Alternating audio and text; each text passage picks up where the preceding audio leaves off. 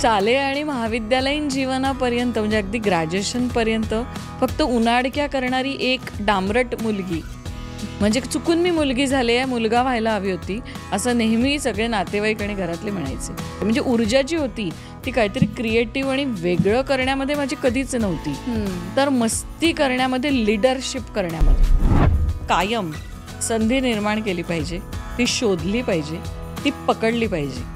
वा, ह्या 3 गोष्टींना मी कायम आजही प्राधान्य देते, उद्याही देत राहीन. की कोणी तुमच्यासाठी प्लॅटर घेऊन येणार नाहीये. तुमची संधी तुम्हाला निर्माण करायची आहे. मी वेगवेगळ्या स्वरूपाचं काम करते. वृद्धाश्रमासाठी करते, अनाथाश्रमासाठी करते, पाड्या वस्तींमध्ये तळहातावर पोट असणाऱ्या लोकांसाठी काम करते.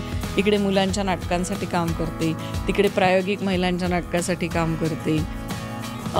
मानव अधिकार आयोग, ह्युमन राईट्स कमिशनवर मी आहे, फिल्म सेन्सर बोर्डावर आहे. सो प्रत्येक क्षेत्र माझं वेगळं वेगळं आहे. मोटिवेशनल स्पीकर म्हणून अनेक ठिकाणी जाते. सो हे सगळ्या क्षेत्रामध्ये काम करत असताना मी सतत लोकांच्या घोळक्यातच वावरत असते. आणि म्हणून ना मला माणसांमधले दोष दिसण्यापेक्षा त्यांच्यातली गुण शोधायची खरंच सवय लागली. महिलांकडे कुठल्याही प्रशिक्षण वर्गाला किंवा म्हणजे काय म्हणूया आपण त्याला, मॅनेजमेंटचा कुठलाही कोर्स न करता गोष्टींना कसं मॅनेज करायचं याचं निसर्गानेच मुळात तिला वरदान दिलं. एक ठराविक साचेबद्ध लेबल्ड अभिनेत्री न होता माझ्या ज्ञानाचा उपयोग मी ह्या सगळ्या गोष्टींसाठी वापरताना माझ्या शिक्षणातला मी मल्टीटास्किंग करत त्याचं डिव्हिजन कसं मला करता येईल याचा सातत्याने विचार करतो. नमस्कार. माणसातला देव तुम्ही पाहिलात का? कदाचित तुमचं उत्तर हो असेलही. कारण आईवडिलांच्या रूपात, कधी डॉक्टरांच्या रूपात, कधी शिक्षकांच्या रूपात आणि कधी कधी निस्वार्थपणे आपल्याला मदत करणाऱ्या त्या व्यक्तीच्या रूपात आपल्याला हा माणसातला देव दिसत असतो. आज आपल्यासोबत मधुराष्टक ह्या पॉडकास्टमध्ये असंच एक व्यक्तिमत्व आलं आहे. त्यांनी नाट्यशास्त्रामध्ये PhD केली आहे, त्या मानसशास्त्र शिकल्यात, त्याचबरोबर पत्रकारिता, तसंच नाट्य प्रशिक्षिका, मोटिवेशनल स्पीकर आणि सूत्रसंचालिका म्हणूनही ते कार्यरत आहेत. इतकंच नाही आहे, तर त्यांचं कार्य म्हणजे प्रारंभ कला अकॅडमीच्या त्या संचालिका देखील आहेत. आज आपण मधुराष्टक ह्या पॉडकास्टमध्ये डॉक्टर अरुंधती भालेराव यांचं मनापासून स्वागत करूया. नमस्कार मॅम. नमस्कार मधुरा. डॉक्टर अरुंधती भालेराव यांचं काम इतकं आहे की पॉडकास्टचा पुढचा 1 तासही मला कमी पडेल. त्यांनी काय केलं आहे हे मी स्वतः सांगण्यापेक्षा आज आपण त्यांच्याच तोंडून त्यांचं कार्य, त्यांचा हा सगळा प्रवास जाणून घेऊयात. तेव्हा लगेचच आपल्या ह्या पॉडकास्टला सुरुवात करूया. पुन्हा एकदा स्वागत आहे अरुंधती मॅम. खूप छान वाटलं आहे तुम्ही माझ्या ह्या पॉडकास्टमध्ये आलात. जेव्हा मी पहिल्यांदा भेटले तेव्हाच मला खूप आवडल्या होतात तुम्ही, कारण तुमचं कार्य तेव्हाच लक्षात आलेलं की काहीतरी वेगळं आहे. किती एनर्जी आहे तुमच्यामध्ये, सळसळता उत्साह आहे. कसं काय जमतं एवढं सगळं? सळसळता उत्साह, एनर्जी म्हणशील तर मला असं वाटतं की तो मला माझ्या आईवडिलांकडनं मिळाला आहे. वा. कारण माझी आई ही अशीच प्रचंड उत्साही बाई होती. म्हणजे ती बागकाम करायची, ती नोकरी करायची केंद्रीय विद्यालयामध्ये, ती उत्तम कविता करायची, ती सतत अडलेल्या नडलेल्याला कुठेही गाजावाजा न करता मदत करायची. कुणी आजारी असेल तर त्याला रोज दवाखान्यात डबे पोचवायची. म्हणजे काय उत्साह, म्हणजे आणि कायम ती ऑन टोच असायची. म्हणजे तुम्ही रात्री 12 वाजता जर तिला म्हटलं की मला प्रचंड भूक लागली आहे ग, तर ती 12 वाजता उठून तुम्हाला कोथिंबिरीच्या वड्या करून देईल. अरे, इतका तिच्याकडे अमाप उत्साह होता. उत्तम रांगोळ्या काढणं, उत्तम विणकाम, भरतकाम, काय नाही. आणि माझे वडीलही तसेच आहेत. आई नाही आहे आता, पण वडीलही तसेच आहेत. त्यांनाही म्हणजे ते स्वतः लेक्चरर होते, ते ट्युशन्स घ्यायचे, ते बॅडमिंटन खेळायचे, ते नाट्यसंस्था चालवायचे, ते रिसोर्स पर्सन होते भूगोलाचे. तेही सतत कामच करत राहायचे. ते करत असताना घरात आईला खूप मदत करायचे. सतत आमच्याकडे येणारा जाणारा असायचा. त्याचं उत्साहाने दोघं मिळून स्वागत करायचे आणि खरंच सुंदर सहजीवन एकत्रित कसं जगलं पाहिजे आणि एकमेकांना पूरक कसं असलं पाहिजे आणि ते उत्साहात असलं पाहिजे, हे मी मला वाटतं नैसर्गिक गुण मला आईवडिलांकडनं कदाचित मिळाले आहेत. आणि त्याचबरोबर खरं सांगू का तुला, हा उत्साह आणि ऊर्जा हे आधी सगळं काही नव्हतं माझ्यात. म्हणजे शालेय आणि महाविद्यालयीन जीवनापर्यंत म्हणजे अगदी ग्रॅज्युएशनपर्यंत फक्त उनाडक्या करणारी एक डांबरट मुलगी, म्हणजे चुकून मी मुलगी झाले आहे, मुलगा व्हायला हवी होती असं नेहमी सगळे नातेवाईक आणि घरातले म्हणायचे. कारण नकला करणं, मजा करणं, मस्ती करणं, कायम मैत्रिणींच्या मित्रांच्या घोळक्यात असणं, दगड मारून झाडावरनं चिंचा पाडणं, बोरं पाडणं, हे सगळे धंदे मला आवडायचे. फार कमी अभ्यास वगैरे, म्हणजे ऊर्जा जी होती ती काहीतरी क्रिएटिव्ह आणि वेगळं करण्यामध्ये माझी कधीच नव्हती, तर मस्ती करण्यामध्ये, लिडरशिप करण्यामध्ये. म्हणजे शाळेची कॅप्टन, युनिव्हर्सिटीची कॅप्टन, असं सगळे म्हणजे दादागिरी, मजा, मस्ती. आणि फार काही सिरियस वगैरे आयुष्याबद्दल मी, मला वाटतं BA पर्यंत नव्हते. BA मराठी लिटरेचर मी नागपूर युनिव्हर्सिटीतनं केलं. बरं. तोपर्यंत ही ऊर्जा, म्हणजे असं होतं ग की ही मुलगी BA तरी होईल का असं आई बाबांना खरंच वाटायचं. कारण लक्षणच तशी होती माझी, फार काही सिरियसनेस नव्हता. पण बॅचलर्स थिएटर करायला मी गेले औरंगाबादला, मास्टर्स थिएटर करायला गेले. क्या बात आहे. तेव्हाही मी एवढी काही गंभीर वगैरे नव्हते. नाटक करायचं, मजा करायची, एकांकिका करायची, आवडेल ते काम करायचं, असं सिरियसनेस वगैरे काही नव्हता. पण तो खरा माझ्यामध्ये ती ऊर्जा, तो उत्साह, ते सातत्य, तू जे काय सळसळ वगैरे म्हणते ते सगळं मला वाटतं वयाच्या 24व्या वर्षी मी लग्न केलं आणि त्यानंतरच माझ्यात आलं. त्यामुळे ते इनबिल्ट वगैरे काही नाही आहे, स्वतःला अत्यंत प्रयत्नपूर्वक मी डेव्हलप केलंय, घडवलंय असं मला वाटतं. अशा अर्थाने मी हे सांगते की आताच्या मुली माझ्या त्या वयातल्या जर मी बघितल्या तर त्या फार डिटरमिन्ड असतात, त्या फोकस्ड असतात. बरोबर. त्यांना काय करायचंय माहिती असतं, त्यांनी ठरवलेलं असतं, त्या दृष्टीने त्यांची वाटचाल सुरू असते. म्हणजे असं काहीच नव्हतं, काही म्हणजे काही नाही. मी फक्त युवक बिरादरीत जायचे वर्धेला, मी वर्धेची आहे, तर वर्धेत मी युवक बिरादरीत जायचे. त्याचे 2 न्यूझीलंड हॉस्टेलला वर्षातनं कॅम्प्स व्हायचे गोरेगावला. त्याला आई बाबा मला पैसे गोळा करून पाठवायचे, 500-600 रुपये गोळा करून. तिथे खूप ऍक्टिव्हिटीज शिकायला मिळायच्या वेगवेगळ्या वेगळ्या. तर त्या सगळ्या गोष्टी मला आवडायच्या. म्हणजे अभ्यास सोडून मला जगातलं सगळं काही आवडायचं. पण हे अशी ऊर्जा माझ्याकडे जी होती, हो तेच सांगते ना, तरी सुद्धा ही ऊर्जा माझ्याकडे होती का मला माहित नाही, पण मी ती घडवली, स्वतःमध्ये निर्माण केली. आणि PhD झाले. म्हणजे काय, लग्नानंतर मी 3 डिग्री घेतल्या. म्हणजे माझ्या वडिलांना फार आश्चर्य वाटतं की जी मुलगी BA तरी नीट होईल का, नुसती उनाडक्या करते, नुसत्या सोशल ऍक्टिव्हिटीज करते, सायकलवर तीर मारून विनोबाजींच्या आश्रमात जाते पवनारला, कधी गांधीजींच्या आश्रमात जाते, कधी रस्ता स्वच्छता अभियानात सहभागी होते. ही मुलगी BA तरी होईल का, हा त्यांना प्रश्न होता. आणि आज माझ्याकडे 6.5 डिग्री आहेत, कारण पत्रकारितेचा डिप्लोमा आहे आणि बाकी 6 डिग्री आहेत. तर बाबांना फार आश्चर्य वाटतं की बरी पोरगी मार्गाला लागली. लग्नानंतर मी PhD केलं, लग्नानंतर मी BEd केलं, लग्नानंतर MA सायकोलॉजी केलं. क्या बात आहे. नाही, हे सगळं ठीक आहे. म्हणजे सुरुवातीला आपल्याला तितका काही फार असा अभ्यासात इंटरेस्ट नसतो, पण तो नंतर डेव्हलप होत जातो. जसा तुमच्यामध्ये नुसता अभ्यासच नाही ग, आयुष्याबद्दलचा एक गंभीर दृष्टिकोन, सिरियसनेस. आणि कुठेतरी खूप क्षण आपण वाया घालवले आहेत आयुष्यातले. मी माझ्या 30शीत करिअर म्हणजे जे काही स्ट्रगल मी करते किंवा प्रायोगिक मी जे काही काम करते ते सगळं मी माझ्या वयाच्या 30शीत एक छोटी मुलगी सांभाळत सुरू केलं. आणि मग ते करताना मला आयुष्य खऱ्या अर्थानं गंभीरपणे कळायला लागलं. आणि मग त्याच्यातनं मार्ग काढणं आणि खरं तर कायम संधी निर्माण केली पाहिजे, ती शोधली पाहिजे, ती पकडली पाहिजे. वा, ह्या 3 गोष्टींना मी कायम आजही प्राधान्य देते, उद्याही देत राहीन. की कोणी तुमच्यासाठी प्लॅटर घेऊन येणार नाहीये. तुमची संधी तुम्हाला निर्माण करायची आहे, ती तुम्हाला शोधायची आहे, ती तुम्हाला धरून ठेवायची आहे. आणि नुसती शोधायची, निर्माण करायची, धरायची नाही, तर त्या संधीचं तुम्ही सोनं करायचं. ती शेवटपर्यंत घेतलेलं काम तडीच न्यायचं. मग त्याच्यात कितीही अडचणी आल्या, आव्हानं आली तरी गिव्हअप करायचं नाही. हे एक तत्व मी कायम मागच्या 24 वर्षात पाळत आले आहे. बरोबर.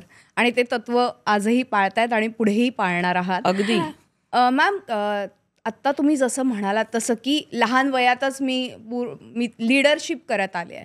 म्हणजे मित्रमैत्रिणी, प्रचंड घोळका. आणि आत्तासुद्धा जर मी बघितलं तर तुमच्या आजूबाजूला प्रचंड घोळका असतो. सामाजिक जेव्हा कार्य तुमचं चालू असतं तेव्हा खूप जणं तुमच्यासोबत आहेत. मला त्याबद्दल जाणून घ्यायचं आहे, त्या घोळक्यातले सगळेच जण तुमच्यासोबत आहेत का? खूप चांगला प्रश्न तू विचारला. मुळात मला घोळक्यात राहायला आवडतं, हा एक भाग. मी वेगवेगळ्या स्वरूपाचं काम करते. वृद्धाश्रमासाठी करते, अनाथाश्रमासाठी करते, पाड्या वस्तींमध्ये तळहातावर पोट असणाऱ्या लोकांसाठी काम करते. इकडे मुलांच्या नाटकांसाठी काम करते, तिकडे प्रायोगिक महिलांच्या नाटकासाठी काम करते. मानव अधिकार आयोग, ह्युमन राईट्स कमिशनवर मी आहे, फिल्म सेन्सर बोर्डावर आहे. सो प्रत्येक क्षेत्र माझं वेगळं वेगळं आहे.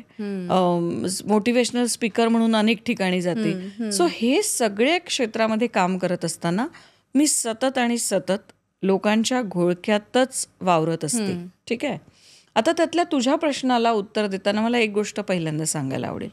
युजली आताच्या काळात काय झालंय की जो कामाचा माणूस आहे, ज्याच्याकडून आपल्याला काहीतरी फायदा होणार आहे किंवा पुढे तो आपल्या उपयोगाचा आहे, अशाच व्यक्तीशी अनेक व्यक्ती मैत्री करताना दिसतात किंवा तेवढेच कॉन्टॅक्ट ते व्यवस्थित मेंटेन करतात. बाकीचा भापट पसारा ते आपल्याभोवती जमवत नाही.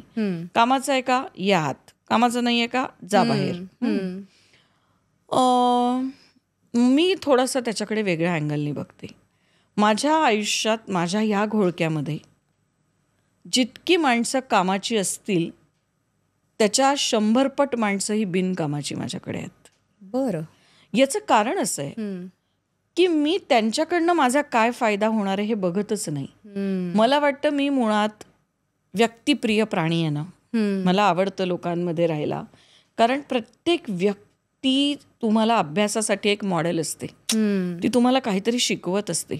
अशी जगात एकही व्यक्ती देवाने ठेवलेली नाही की जिच्याकडे काही क्वालिटी नाही आहे.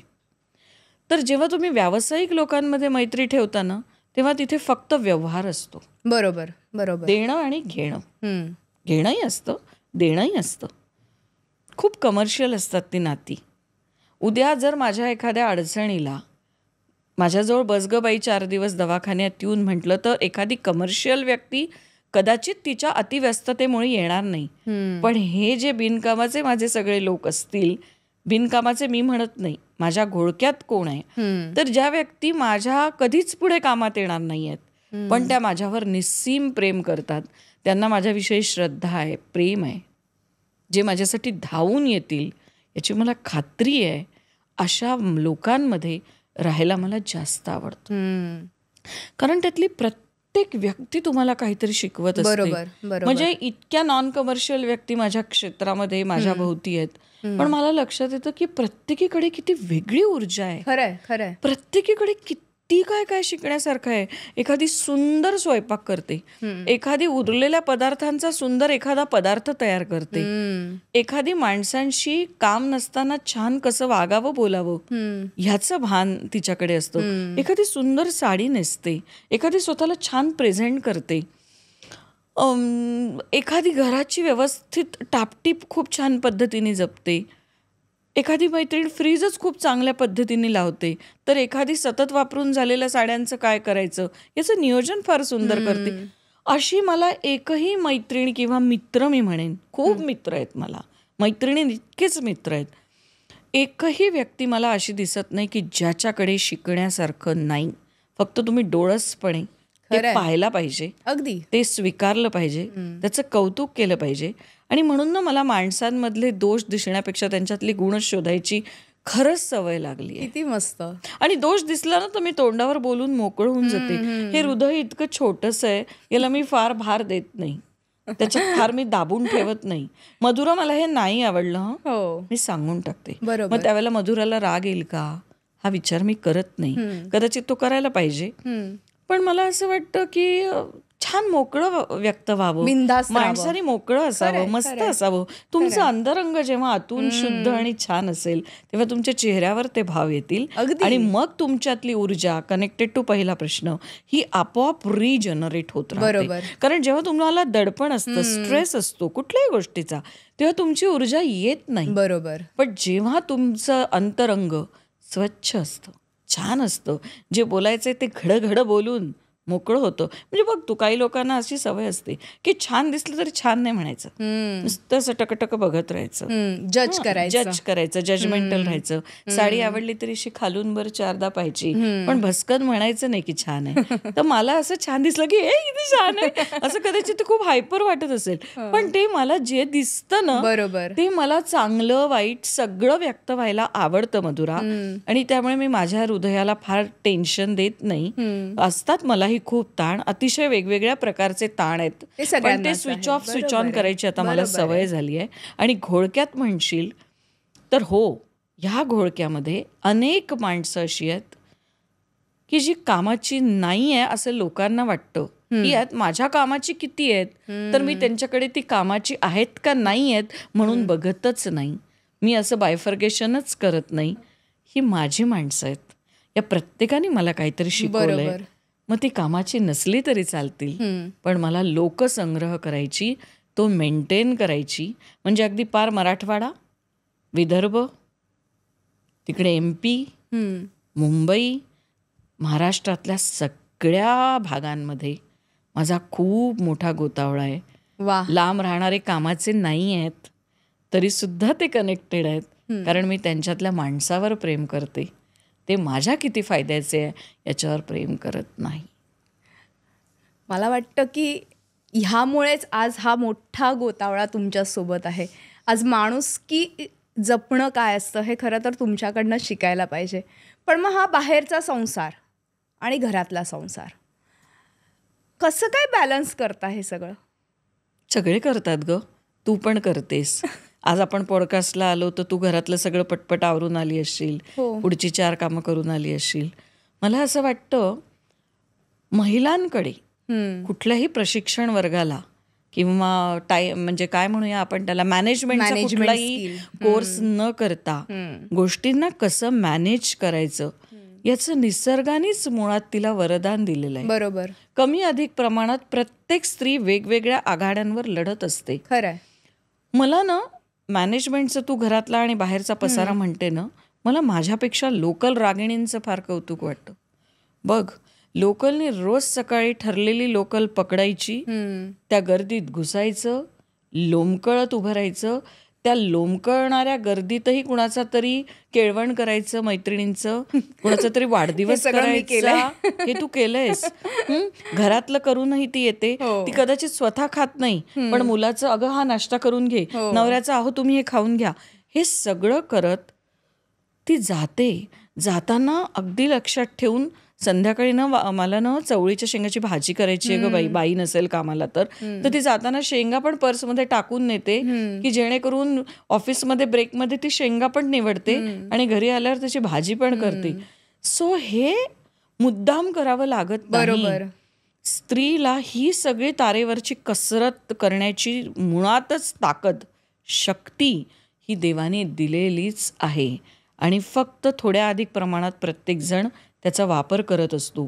माझ्या बाबतीत म्हणायचं झालं तर मला ना प्रत्येक दिवशी उद्या मला काय करायचंय याची माझी यादी तयार असते. टू डू लिस्ट तयार असते. बरोबर. की आणि मग ती सुद्धा रूट वाईज असते.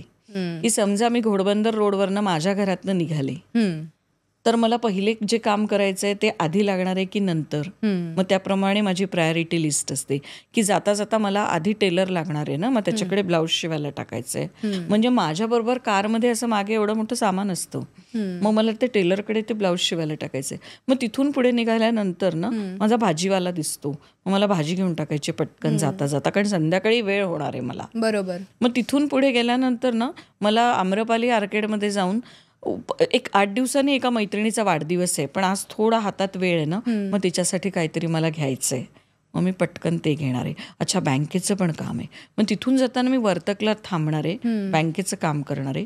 ते करत असताना कारमध्येच कोणाला मेल करायची आहे, माझ्या कुठल्या तरी वेगवेगळ्या संस्थेतल्या गोष्टींचं कोऑर्डिनेशन करायचं आहे, कोणाला तरी महत्त्वाचा एखादा नातेवाईकाला कॉल करायचा आहे, कोणीतरी आजारी आहे त्याच्या तब्येतीची विचारपूस करायची आहे. नाही तर युजली आपण म्हणतो ना, इतकं वाटत होतं की तुला फोन करावा, वेळच मिळत नाही. हे माझं होत नाही. मला पण सबब आवडत नाही खरं तर, हे माझं होत नाही. म्हणजे लोक मला विचारतात, कसं काय तू एवढे नाते मेंटेन करते ग? तर मी म्हणते ना, एक शिस्त लावले की होतात ते मेंटेन. माझ्या तोंडून तुम्हाला हे कधीच ऐकायला मिळणार नाही की मला ना खूप तुझी आठवण येत होती पण वेळच मिळाला नाही. मला हे सबब वाटते, हे कारण वाटतं. मी जातानाच लिहून माझ्या एका कोपऱ्यात डायरीच्या लिहिलेलं असतं, आज मधुराला फोन करायचा आहे, संपदाला फोन करायचा आहे, सोनालीशी मला बोलायचंय, आज हर्षदाशी मला बोलायचंय. ही यादी तयार असते. आणि कुणाला कशासाठी बोलायचंय, कामाच्या गडबडीत ते जायला नको म्हणून मी त्याचा एक शब्द सुद्धा लिहून ठेवते की तब्येत, भेट, व्हॉट एव्हर. बरोबर बरोबर. सो ते करत असताना गाडीतला रिकाम्या वेळ सुद्धा वाचत नाही मी हल्ली फार गाडीत, कारण मला सर्व्हायकल स्पॉन्डिलायसिसचा त्रास होतो. पण मग जी कामं घरात राहून शांतपणे करायला मिळणार नाही ती गाडीतल्या मधल्या वेळात. अगदी अनेक वेळा मी दूरदर्शनच्या कार्यक्रमांच्या एव्ही, म्हणजे समजा तुझा बायोडाटा माझ्याकडे आला असेल तर मी त्याची प्रिंट घेऊन ठेवते आणि ती वाचत मी त्याच्यावरनं एव्ही सुद्धा कारमध्ये बसल्या बसल्या पटकन व्हॉइस टायपिंग करून टाकते. म्हणजे हे जे मॅनेजमेंट आहे ना, हे गाडीतही खूप गोष्टींचं मॅनेजमेंट होतं. लिस्ट तयार केली असली की मॅनेजमेंट होतं. आणि घरातलं समजा आज संध्याकाळी माझ्याकडे जेवायला कोणी येणार आहे तर छोले मी सकाळीच भिजत घालून जाते. 4 कामं बाईला स्वयंपाकाच्या सांगून ठेवते की बघ संध्याकाळी कणिक भिजवून ठेव, भाजी चिरून ठेव, XYZ करून ठेव, मी आली की मी हे करणार आहे. सगळं प्लॅनिंग रीतसर पेपरला बांधलेलं असलं ना की मी त्याला कमिटेड राहते. कारण ते झालं नाही ना तर मग ते तुम्ही त्याला OCD म्हणा का काही म्हणा, मला प्रचंड अस्वस्थता येते की ते काम झालं नाही, वेळ वाया गेला, दिवस वाया गेला. आणि झालेल्या कामाला टिक करायची मला सवय, नाही झालं तर त्याला डॉट करायची सवय, मग ते मी दुसऱ्या दिवशी करते. पण अशा पद्धतीने खूप वेगवेगळं टाइम मॅनेजमेंट माझं सुरू असतं. पण मग कधीतरी असं वाटत नाही का की छोटासा का होईना ब्रेक घ्यावा? अगदी घेते. घेता? हो, म्हणजे काय, 10 मिनिटं पॉवर नॅप, मग ती गाडीत असो, घरात असो, बसल्या बसल्या खुर्चीत असो, मी कुठेही घेऊ शकते. आणि एक खूप छान गोष्ट आहे की मला फक्त बसल्या बसल्या झोप, मी ठरवलं की चला आता मला झोपायचंय तर मला झोप लागते. कारण मी माझ्या ब्रेनला ती सिग्नल देते, now I want to sleep. जर एखाद्या गोष्टीचा मनस्ताप झाला असेल तर मला हे आत्ता विसरून काम करायचंय असं ब्रेनला सिग्नल दिले की ते माझं ब्रेन पण इतकं शहाण आहे की ते सगळं माझं ऐकतं. आणि तू असं म्हणतेस ना की लोकांना खूप असं वाटतं सगळ्यांना की मी फार काम करते आणि मी अजिबात रेस्ट करत नाही. असं अजिबात नाही आहे. मॅनेजमेंटच असं केलेलं असतं ना की मी कधी कधी दिवसातले 2 तास पण काही करत नाही, नुसती घरात टवाळक्या करत असते, मुलीबरोबर मस्ती करते, गाणी ऐकते जुनी हिंदी, एखादं छानसं पॉडकास्ट तुझं जे मधुराष्टक आहे ते ऐकते किंवा मुग्धाचा आरपार ऐकते, काहीतरी करते, एखाद्या जुन्या मैत्रिणीची मुलाखत ऐकते तिची आधीची झालेली जी मला ऐकायला मिळाली नाही, काहीतरी गुगलवर सर्च करून एखाद्या विषयाचा अभ्यास करते, एखाद्या नवीन संकल्पनेला जन्म देते. सो असं काही नाही आहे की वेळ मिळत नाही. अगदी वेळ मिळतो, भरपूर वेळ मिळतो, भरपूर. आणि प्रत्येकाला देवाने 24 तास दिलेले आहेत, ते फक्त कसे मॅनेज करायचे हे आपल्या हातात आहे. एक आहे मात्र मधुरा, 24 तास मला खरंच कमी वाटतं. हो, पण कधी कधी असं होतं ना की हां ठीक आहे आता ती वेळ दिली आहे 24 तासांची. येस. मला तर कधी कधी मला बऱ्याचदा दिवसभरात काही वेळ नाही मिळाला एखादं काही वाचायला किंवा लिहायला, तर मग मी रात्री 12 वाजता उठून पुन्हा काहीतरी वाचते किंवा ते लिहिते. मग मला आठवतं की मला आता लिहायचं आहे, कारण आपलं काहीतरी चालू असतं, आपली ब्रेन आपल्याला सांगत असं हे तुझं राहिलं आहे. आत्ता तुम्ही जे सांगितलं ना ते फार महत्त्वाचं आहे. म्हणजे ज्या आत्ता महिला हा पॉडकास्ट बघत असतील त्या पण आता लिस्ट बनवून माझ्याकडे डस्टिंगला पण बाई नाही आहे. मी स्वतः डस्टिंग करते. जेव्हा वेळ मिळेल तेव्हा एक एक कोपरा साफ करते. माझी मुलगी सारखी मला म्हणते, नवराही म्हणतो, काय सारखं दर महिन्याला ती किचन आवरत बसते ग तू. तर मी म्हटलं माझा हात फिरला की कशात काय आहे मला बरोबर आठवतं. जरी स्वयंपाकाला बाई आहे तरी घरातल्या बाईला फ्रीजमध्ये काय आहे, ते फ्रीज स्वच्छ आहे की नाही, आवरलेलं आहे की नाही, सगळं बघावंच लागतं. बरोबर आहे. तर ह्या सगळ्या गोष्टी एक आहे बाई, मला फार किचनमध्ये रमायला आवडत नाही. फार थोड्या वेळ मी किचनमध्ये असते, पण जी असते ती पूर्ण मनाने तिथेच असते. मग एकीकडे गाणी सुरू असतात, कुठले तरी मंत्र लावलेले असतात, कधीतरी वडवानल मंत्र लावलेलं असतं, कधीतरी रामरक्षा लावलेली असते, व्यंकटेश स्तोत्र लावलेलं असतं. ते काहीतरी सुरू असतं जे मला इनडायरेक्टली ऊर्जा देत असतं. बरोबर. आणि मग काम सुरू असतं. सो मला वाटतं डिसिप्लिन्ड आयुष्य जगायला मला आवडतं. अरुंधती मॅम, वर्ध्यानंतर औरंगाबादनंतर ठाणे, आणि आता पक्की ठाणेकर, आणि आता पक्क्या ठाणेकर. हा तुमचा प्रवास. पण असं वाटतं का कधी कधी की नाट्यक्षेत्रात काहीतरी करायचं, ही मनशा घेऊन किंवा हे स्वप्न घेऊन तुम्ही आज इथे आलात, ते स्वप्न अधुरं राहिलंय? या प्रश्नाचं उत्तर देणं मला थोडं कठीण अशासाठी आहे की हो, सुरुवातीला मला फार वाईट वाटायचं की मी ज्याच्यासाठी त्या काळी 30 वर्षापूर्वी वर्धेसारख्या ठिकाणहून औरंगाबादला नाट्यशास्त्र शिकायला गेली, त्यावेळेला माझ्या आईवडिलांना खूप आटापिटा करावा लागला होता. नातेवाईकांमध्ये सुद्धा कन्व्हिन्स करताना किंवा आर्थिक गणित जुळवताना.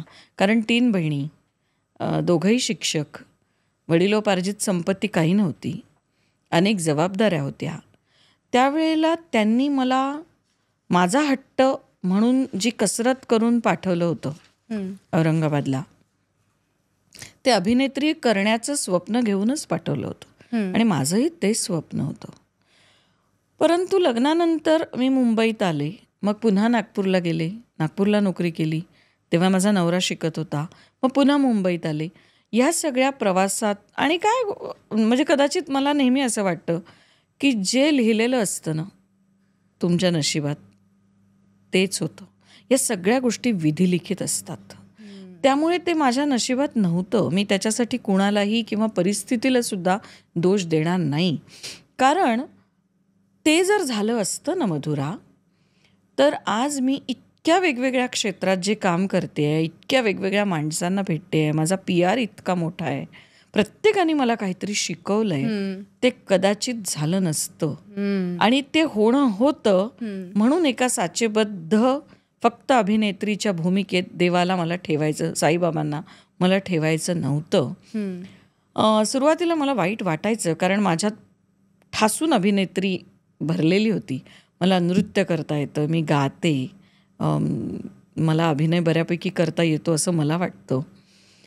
तर वाईट वाटायचं सुरुवातीला. पण मी एक केलं की मला आता ते करता येत नाही आहे माझ्या वेळा सांभाळून. कारण ते क्षेत्र म्हणजे जाण्याच्या वेळा तुमच्या हातात आहे, येण्याच्या तुमच्या हातात नाही. आणि मी तर मुलीची जबाबदारी घेऊन आले होते. त्यामुळे माझ्यातली आई ही पहिलं माझं कर्तव्य होतं. बरोबर. आणि बाकी नंतर.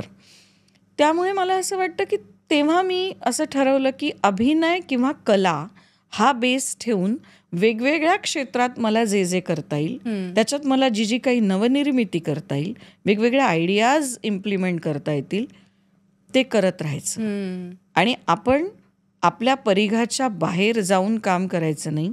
आणि तेव्हापासून मी जी ठाणे जिल्ह्यात काम करायला सुरुवात केली ती म्हणजे मुलीला सांभाळून माझ्या सोयीनुसार, माझ्या वेळेनुसार, मग अगदी तिला कडेवर घेऊन जाऊन सतत सगळीकडे जे जे मला करता येईल त्यात मी वेगळ्या वेगळ्या गोष्टी शोधत गेले. म्हणजे मुलांसाठीच फक्त मी कधीही दिग्दर्शिका नव्हती. मी कॉलेज लाईफमध्ये एकही एकांकिका दिग्दर्शित केलेली नव्हती 3 वर्षात, एकही. I was an only actress. ती फुलराणीमधली मी भक्तिताईंचा रोल करायची, मंजुळाचा. नंतर टुरटुरमध्ये मी मोठा महत्त्वाचा क्लीनरचाच रोल केला होता. डार्लिंगमध्ये मी काम केलं होतं. मोरूच्या मावशीमध्ये हर हायनेस ऑफ राणीसाहेब कांदा केलं होतं. हे सगळं मी ॲमॅच्युअर लेव्हलला खूप काम केलं होतं, खूप प्रयोग केले होते त्याचे. परंतु मग मी असं ठरवलं की मला दिग्दर्शन येतच नाही, पण आता अर्थार्जनी माझी गरज आहे आणि तो मला बेस माझा थिएटर आहे, मला काही कोणी इंजिनिअरिंग किंवा मेडिकल फील्डमधली नोकरी देणार नाही आहे, क्लरिकलचा मला 0 अनुभव आहे, मग मी आता काय करू शकते. मग मी मुलांसाठी अभिनय प्रशिक्षण वर्ग सुरू केले. कधीही एकही एकांकिका दिग्दर्शित न केलेली आम्ही लहान मुलांना घेऊन पहिली एकांकिका दिग्दर्शित केली किंवा पहिलं नाटक. प्रचंड तारेवरची कसरत उडाली झाली माझी, कारण काहीच अनुभव नव्हता. फक्त अभिनय या क्षेत्राचाच, या अंगाचाच अनुभव होता. थिएटरशी लागणाऱ्या इतर कुठल्याही गोष्टींचा मला अनुभव नव्हता. लाईट, साऊंड, म्युझिक काहीच नाही. त्यामुळे मला असं वाटतं की मी त्यात पडले आणि मी प्रयोगातनंच शिकत गेले. म्हणजे माझ्या औरंगाबादच्या नाट्यशास्त्र विभागाचा माझ्या ॲक्च्युअल काम करण्याच्या क्षेत्राशी तसा काहीच संबंध नव्हता. मी ते करत गेले, स्वतःला घडवत गेले, शिकत गेले आणि मग शल्य होतं ना ते. मग मला असं वाटायचं की ज्या महिला शालेय महाविद्यालयीन जीवनात खूप काम केलंय आणि आता काहीच करू शकत नाही, माझ्यासारख्या नुसत्याच बिचाऱ्या मुलांना सोडायला आणि घ्यायला येतात, त्यांच्यासाठी काहीतरी करूया. आणि मग मी प्रायोगिक महिला नाटकांची निर्मिती करायला सुरुवात केली. मग माझी हिंमत थोडी वाढली, मग मी दिग्दर्शन करायला लागले.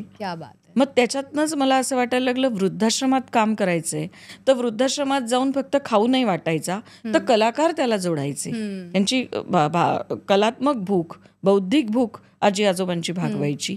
मग माझ्या सकट 57-58 लोकांना माझ्या संस्थेतल्या मी जोडलं, बेस कलाच ठेवला आणि वृद्धाश्रमातली ऍक्टिव्हिटी सुरू केली वर्षभर.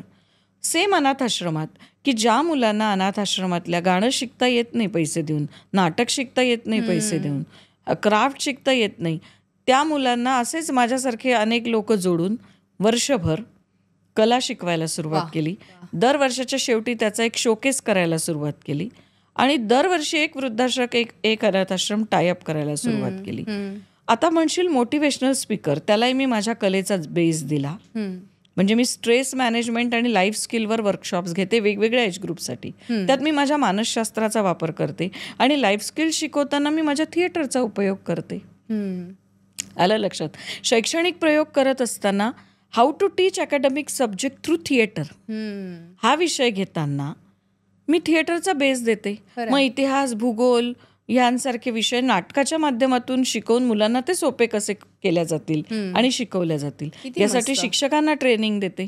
मग ते घेऊन मी इतर शाळांमध्ये जाते आणि आता मागच्या वर्षात नवी मुंबई आणि ठाणे जिल्ह्यातल्या 2 वर्षात 14,500 मुलांपर्यंत मी पोहोचले.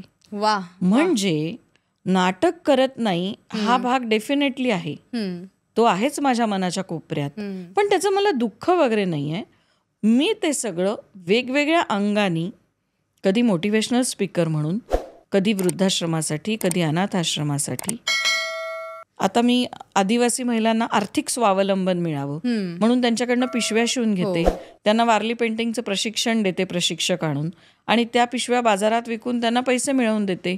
तिथे पण कलेचाच प्रकार आहे. बरोबर. त्यांना कम्युनिकेशन स्किल्स शिकवते, तोही कलेचाच प्रकार आहे. सो एक ठराविक साचेबद्ध लेबल्ड अभिनेत्री न होता माझ्या ज्ञानाचा उपयोग मी ह्या सगळ्या गोष्टींसाठी वापरताना माझ्या शिक्षणातला मी मल्टीटास्किंग करत त्याचं डिव्हिजन कसं मला करता येईल याचा सातत्याने विचार करते. मग महिला महोत्सव करते, बालमहोत्सव करते, महिला नाट्य महोत्सव करते, बालनाट्य महोत्सव करते, ज्येष्ठांसाठी महोत्सव करते, त्यात पुन्हा कलांचं इम्प्लिमेंटेशन करते. सो मला असं वाटतं की रडत बसून काय होत नाही ग, किंवा दोष परिस्थितीला देऊन तुझ्यामुळे नाही झालं, याच्यामुळे नाही झालं, त्याच्यामुळे, त्याने काही होत नाही. त्यांनी फक्त तुमच्या शक्तीचा व्यय होतो, तुम्हाला मानसिक त्रास होतो, कुणाला काही फरक पडत नाही. तुम्ही आतमध्ये दुःखी आहात की कष्टी आहात, तुमचे मार्ग तुम्ही शोधायचे असतात आणि त्याच्यातनं वेगळं वेगळं कसं काम करायचं. अर्थात ते करताना मानसिक खूप दमछाक होते, कारण सगळं क्रिएटिव्ह थिंकिंग असतं, फक्त फिजिकल नसतं. बरोबर बरोबर. खूप क्रिएटिव्ह वेगवेगळा विचार असतो, त्याच्यात भरपूर मानसिक श्रम होतो.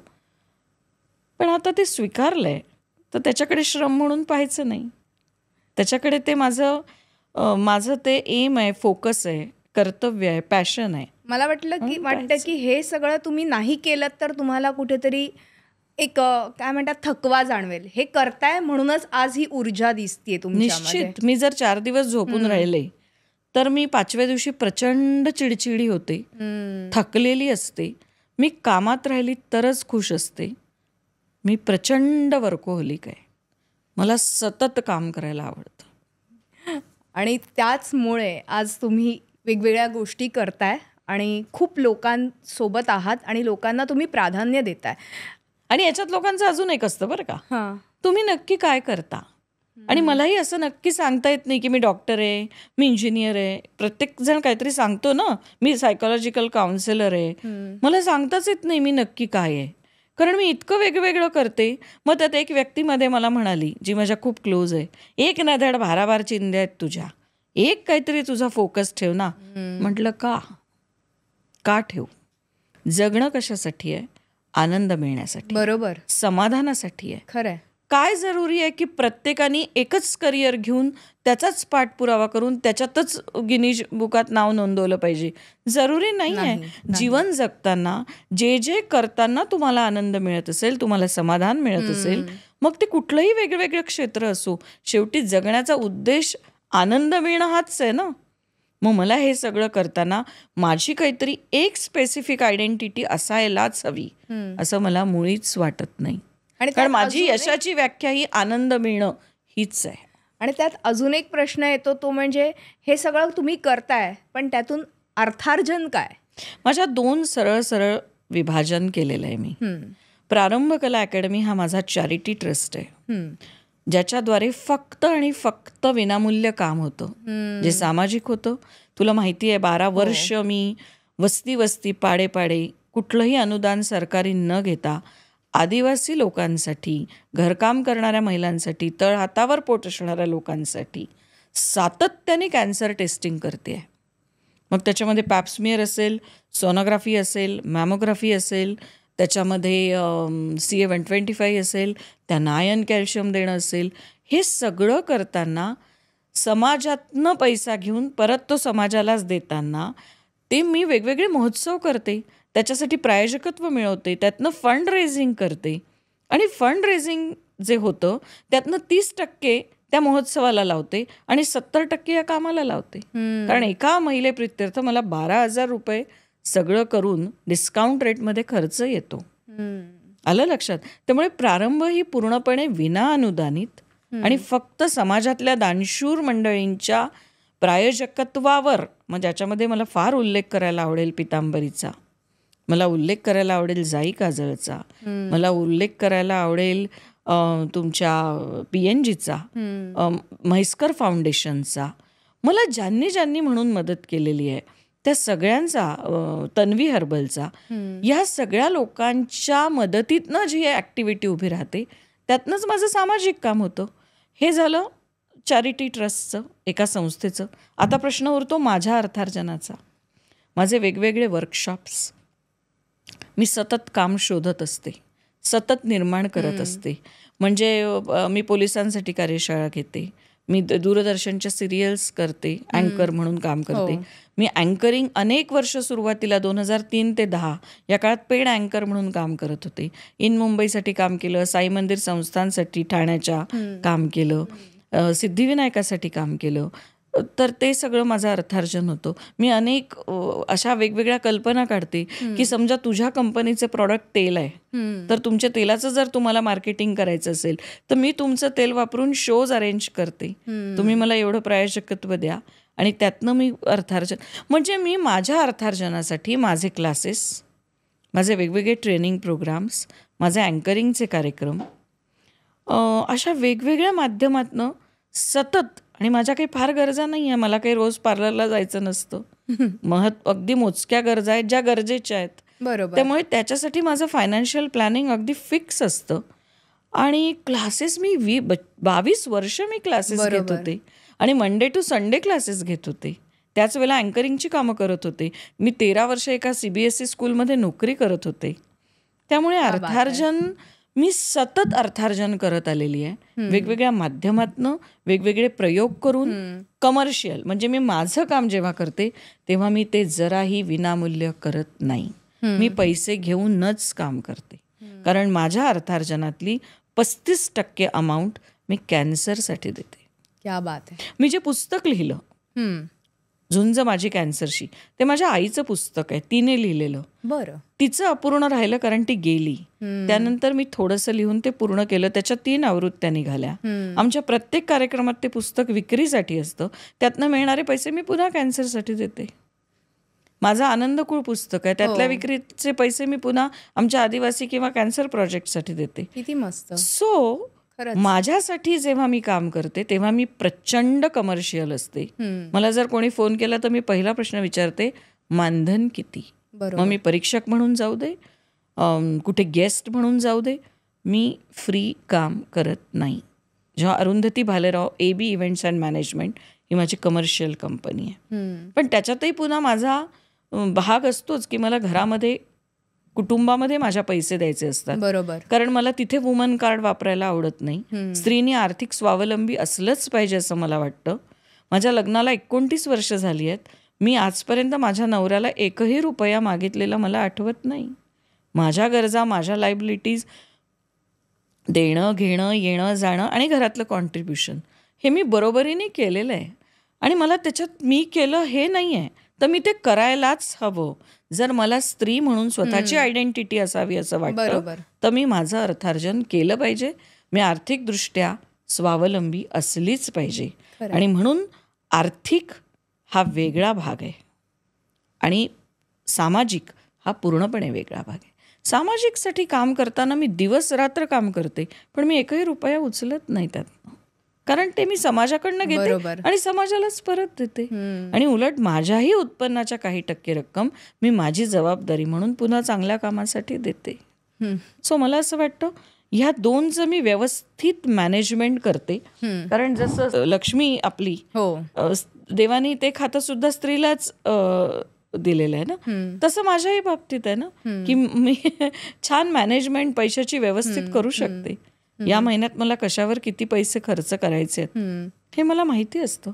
आणि प्रत्येक स्त्रीने आर्थिक स्वावलंबी असलंच पाहिजे असं मला मनापासून वाटतं. अरुंधती मॅम, आत्ता तुम्ही जसं म्हणालात तसं की आर्थिक आणि सामाजिक ह्या दोन्ही गोष्टी वेगळ्या आहेत आणि त्या तुम्ही बॅलन्स करताय. पण आज सर IT कंपनीमध्ये चांगल्या पगारावर होते. हे सगळं करण्याचा का खटाटोप होता तुमचा? हा लोकांचा एक फार गोड गैरसमज असतो. म्हणजे मला अनेक वेळा अशा प्रतिक्रिया समाजात ऐकायला मिळतात ज्याचा मला अतिशय वैताग येतो. तुला काय, तुझा नवरा IT मध्ये आहे, गलेलठ्ठ पगार असेल त्याचा, तुम्हाला काय माहिती आहे कोणाच्या घरात आर्थिक व्यवस्थापन कशा पद्धतीने चालतं, आमच्या काय रिस्पॉन्सिबिलिटीज आहेत, हे लोकांना काहीच माहिती नसतं. आणि नवरा IT मध्ये काम करतो म्हणजे मी काम करू नये आणि मी त्याच्या पैशावरच ATM कार्ड घेऊन फिरावं आणि मजा करावी असं मला मुळीच वाटत नाही. उलट मला पैशासाठी हात पुढे करणं अजिबात आवडत नाही. मला ते कधीही करायला आवडत नाही, आवडणार नाही. मला खोटं, म्हणजे तुला कदाचित खोटं वाटेल, युजली नवरा बायकोंचे जॉईंट अकाउंट असतात ना, आमचं नाही आहे.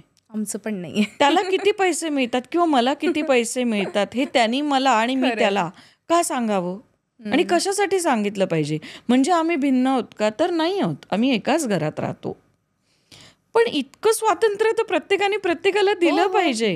त्यामुळे तो ITत आहे, त्याला भरपूर पगार आहे, मग तुला काय काम करायची गरज आहे? हे लॉजिकच मला लोकांचं खरंच कळत नाही. त्याच्या ITत असण्याचा आणि माझ्या कामाचा किंवा अर्थार्जनाचा काहीच संबंध नाही आहे. मी एक स्वतंत्र आयडेंटिटी आहे, स्वतंत्र व्यक्ती आहे, तो एक स्वतंत्र व्यक्ती आहे.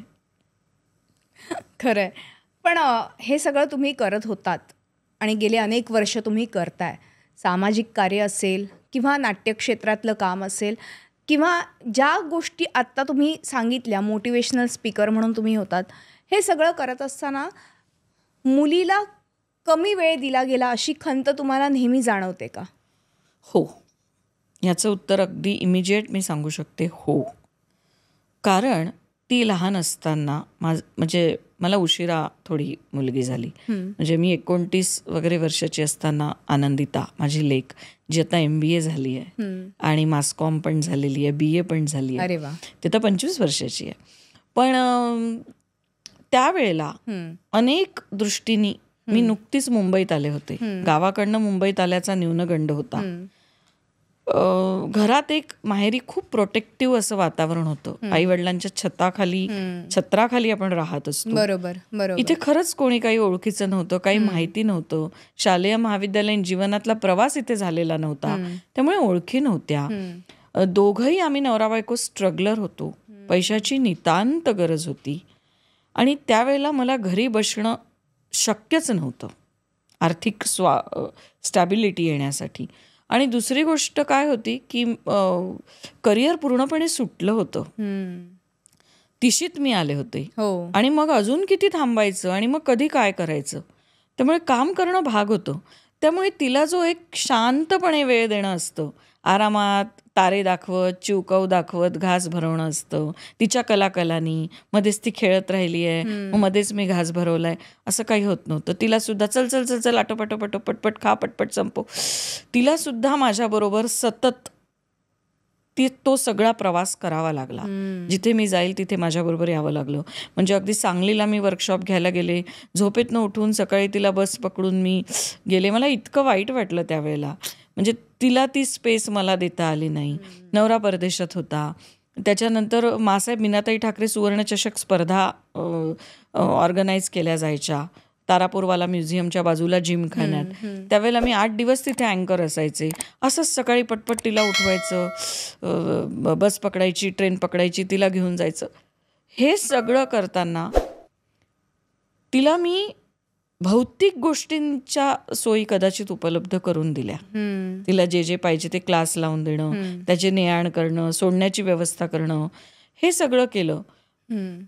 पण तिला ठहराव देत शांतपणे तिला माझ्याबरोबर जास्त ॲडजस्ट करावं लागलं मला तिच्याबरोबर करण्यापेक्षा. आणि ह्याचं दुःख मला प्रचंड आहे. आणि म्हणून मी तिला नेहमी सांगते, अर्थात त्यांनी तिचं काही नुकसान झालं नाही. ती चांगली स्ट्रॉंग झाली, अत्यंत कॉन्फिडंट झाली, खूप सोशल झाली, छान. तिला माणसं लवकर कळायला लागली, ओळखू यायला लागली, त्याचे खूप फायदे पण झाले. बरोबर. पण मला डेफिनेटली ते खूप वाईट वाटतं. आणि मी तिला नेहमी म्हणते की तुझी पुढे जेव्हा मुलं होतील ना, तेव्हा तू फक्त करिअरवर फोकस कर, ती सगळी जबाबदारी मी घेईन. किती मस्त. कारण माझ्या वेळेला ती घ्यायला कोणीच नव्हतं. कदाचित ही खंत आपल्याला आयुष्यभर असते. आपण आपल्या मुलांना वेळ देऊ शकत नाही आपल्या करिअरमुळे, आणि त्यावेळी आपल्याला पैशांचीही गरज असते. त्यामुळे करिअर करणंही तितकंच महत्त्वाचं आहे. आज अनेक स्त्रिया ज्या आत्ता हा पॉडकास्ट बघत असतील, मला वाटतं की त्यांनाही तेच असतं की लोकल पकडायचे, सगळं करायचे, पैसे कमवायचे. हे सगळं आहे. आज तुम्ही स्त्रियांबरोबर पुरुषांबरोबरही असतात, म्हणजे तेवढ्याच खांद्याला खांदा लावून तुम्ही काम करतात. बऱ्याचदा असं होतं की पुरुष स्त्रियांना गृहीत धरतात असं एक जाणवतं. म्हणजे त्या स्त्रीला ते जाणवत असतं की काहीतरी वेगळी नजर आहे. असं तुम्हाला तुमच्या सर्कलमध्ये कधी जाणवलं का? एखाद्या पुरुषाने माझ्याकडे वेगळ्या नजरेने बघण्या इतकी हिम्मतच तो करत नाही. कारण माझा आधीच ऑरा एक टेररच असतो. पहिली गोष्ट. दुसरी गोष्ट, वाकडी नजर आहे असं मला जाणवलं. आणि मला जर तिथे त्याच्याबरोबर काम पण करायचंय, कारण करावं लागणार आहे. बरोबर. आज सगळेच काही सरळ नजरेचे नसतात. 100 10 वाकड्या नजरेचे असतात. आणि मग तिथे काम करायचं असेल तर मी त्याला आधीच दादा असं म्हणूनच टाकते. किती मस्त. किंवा असं तू माझ्या भावासारखा आहेस इथे, त्यामुळे मला इतकी हिंमत वाटते ना इथे काम करताना, असं म्हणून टाकते. किंवा आधीच जरा लूज काही वाटतंय असं जाणवलं तर मला छान तीक्ष्ण नजरेने बघता येतं. ते मला येतं, वापरता येतं, ते मी करते. शक्यतो माझ्या वाट्याला फारसं कोणी जात नाही. पण मला खूप चांगले अनुभव पण आले. माझे असे अनेक मित्र आहेत की ज्यांच्यामुळे मला खूप काम करताना सोपं पण गेलं. त्यांची मला खूप मदत पण झाली. आणि थोडंसं ना आपल्यावर पण अवलंबून असतं. बरोबर. त्यामुळे मी फक्त पुरुषांना दोष देणार नाही. आपण कसं वागतो, आपण आपल्याकडनं चुकीचा सिग्नल जातोय का, हे पण बघणं महत्वाचं असतं. त्यामुळे असा काही त्रास मला पुरुषांमध्ये वावरताना वगैरे होत नाही. फक्त कधी कधी जिथे खूप पुरुष मेजॉरिटी असते आणि तुम्ही स्त्रिया कमी असता किंवा एकट्या असता, तेव्हा पुरुष एक आपोआपच वेगळा ग्रुप तयार करून त्यांची मतं तुमच्यावर लादतात. आणि मग अशा वेळेला मी भांडत बसत नाही, हो तुमचं बरोबर आहे असं म्हणून त्याला होकार देते. कारण ते काम पुढे जाणं महत्वाचं असतं. बरोबर. बरोबर. हे सगळं आहे, पण जेवढ्या तुम्ही कठोर आहात, स्ट्रिक्ट आहात. कठोर नाहीये मी. नाही, पुरुषांच्या बाबतीत असं मी नाही, मी पुरुषांच्या बाबतीत कठोर नाहीये. मी अत्यंत सेन्सिटिव्ह आहे. म्हणजे माझं 2 कॉन्ट्रास्ट गोष्टी आहे. मी वरून जितकी कठोर दिसते ते मला परिस्थितीने केलंय. कारण मी जर कठोर दिसली नाही, मी इमोशनली वीक दिसली तर त्याचा गैरफायदा अनेक लोक उठवतील. म्हणून मला कठोर राहणं भाग आहे. कारण मी खूप वेगवेगळ्या सेगमेंट्समध्ये काम करते. पण मी प्रचंड इमोशनल आहे. मला लगेच वाईट वाटतं, मला खूप राग येतो, तो लगेच शांत होतो, मला लगेच समोरच्यासाठी माझा जीव दुखतो, तुटतो. त्यामुळे मी कठोर नाही आहे, मी प्रचंड इमोशनल आहे. आणि त्या इमोशन्सनी माझ्या आयुष्यात खूपदा नुकसान, काही महत्वाचे निर्णय घेताना प्रचंड नुकसान केलेलं आहे. त्यामुळे इमोशनलच आहे मी, कठोर नाही आहे. पण परफेक्शनिस्ट आहात. हो, मी खूप परफेक्शनिस्ट आहे, ज्याचा मला आणि समोरच्याला त्रास होतो. आपण एक शेवटच्या रॅपिड फायर राऊंडकडे वळतोय. फार महत्त्वाची राऊंड असते. लेखिका की नाट्य प्रशिक्षिका? मी लेखिका स्वतःला म्हणतच नाही, कारण 4-2 पुस्तकं लिहिली म्हणजे काय आपण लेखिका होत नाही. मी नाट्य प्रशिक्षिका नक्कीच म्हणेन. निवेदिका की अभिनेत्री? अभिनय बंदच झालाय त्यामुळे. पण निवेदिका ही अभिनेत्री असू शकते ना? हो, पण निवेदिका आणि अभिनेत्री दोन्ही माझे लाडके क्षेत्र आहेत. तुला एकच उत्तर हवंय? नाही, असं काही नाही. तुम्हाला काय आवडतं? मला दोन्ही प्रचंड आवडतं. आणि आता सध्या तसंही दूरदर्शनवर माझी सध्या मालिका चालली आहे, उद्योजकांची बाराखडी. त्याच्या आधी माझी मालिका झाली तिचं आकाश पेलताना. वर्धा की ठाणे? दोन्ही. कारण वर्धा हे माझं जन्मगाव आहे. त्या गावानी माझा सगळा प्रवास पाहिलाय एका विशिष्ट वयापर्यंतचा. पण ठाणं ही माझी कर्मभूमी आहे. आणि ठाणं, काही बाबतीत ठाणं अधिक आवडतं, काही बाबतीत वर्धा अधिक आवडतं. प्रवास की घर? प्रवास. एका शब्दात सामाजिक कार्य ह्याचा अर्थ किंवा समाजसेवेचा अर्थ काय सांगाल? समाजसेवा, समाजकार्य वगैरे असं म्हणण्यापेक्षा अवतीभोवती वावरणाऱ्या लोकांमध्ये डोळसपणे ज्याला गरज असेल, ज्याला खरंच आपल्या मदतीची गरज असेल, त्याला त्या क्षणाला मदत करून मी काहीतरी तुझ्यासाठी केलं हा अहंकार न बाळगता तो झटकून टाकून एखाद्याच्या अडचणीला उभं राहणं, हे मला महत्वाचं वाटतं. अगदी. आपण म्हटलं ना की अरुंधती मॅम की तुमच्याशी बोलायला लागल्यावरती दिवस कसा जाईल कळणार नाही. आणि मलाही वेळ कमी पडल्यासारखं वाटतं. पॉडकास्टमध्ये आपल्याला काही मर्यादा असतात, पण हरकत नाही, आपण अशा गप्पा नेहमीच मारत राहू. पण तुमच्याकडनं बऱ्याच गोष्टी शिकण्यासारख्या आहेत. आणि आत्ता जे कोणी पॉडकास्ट बघत असतील त्यांना नक्कीच अरुंधती मॅमची दुसरी बाजू कळली असेल की त्या एवढा सगळा प्रवास कसा करताय, त्यांची ही जर्नी कशी आहे. एक वेगळा खरं तर अँगल असतो प्रत्येकाचा बघण्याचा. प्रत्येकजण आपल्याला जज करत असतं. माणूस खूप जजमेंटल असतो. तसं राहू नये. जो आहे त्याला जसं आहे तसं स्वीकारावं. खरंय, चांगल्या गुणांसह आणि वाईट गोष्टींसह. आणि ठीक आहे, म्हणजे प्रत्येकात प्लस मायनस गुण हे असतातच. आणि आपण कुठे पूर्ण परिपूर्ण आहोत. आणि छान वाटतं म्हणजे की एखादी गोष्ट आपण चुकतच शिकत असतो ना, असंही. आणि मला वाटतं की अरुंधती मॅम तुम्ही या पॉडकास्टमध्ये आलात ना, त्या पॉडकास्टला म्हणजे धन्य पावले. हे जरा जास्त इतकं छान वाटतं ना मला. म्हणजे कारण मी जेव्हा तुम्हाला पहिल्यांदा भेटले ना, तेव्हाच माझ्या पहिल्यांदा पॉडकास्ट जेव्हा लक्षात आलं तेव्हा माझं पहिलं नाव तुमचंच होतं. आणि तू केलाही होता मला फोन तेव्हा. मी तुम्हाला लगेच पहिली तुमची मुलाखत घेऊया, पण मी काहीतरी गडबडीत होते, तुम्ही बिझी होतात. पण हरकत नाही, तुम्ही या निमित्ताने आलात, खूप छान गप्पा मारल्यात आणि मला तुमची एक वेगळी बाजू कळली, एक वेगळा विचार तुम्ही आज समाजासमोर ठेवताय. मला एकच मैत्रिणींना ज्या बघत असतील त्यांना सांगायला आवडेल किंवा कुणालाही, रडत बसू नका. स्वतःच्यासाठी स्वतः संधी निर्माण करा, ती शोधा, ती पकडा आणि ती शेवटपर्यंत तडीला न्या. कोणी गॉडफादर वगैरे शोधत बसू नका. तुमचं प्लॅटर तुम्ही भरून काढा.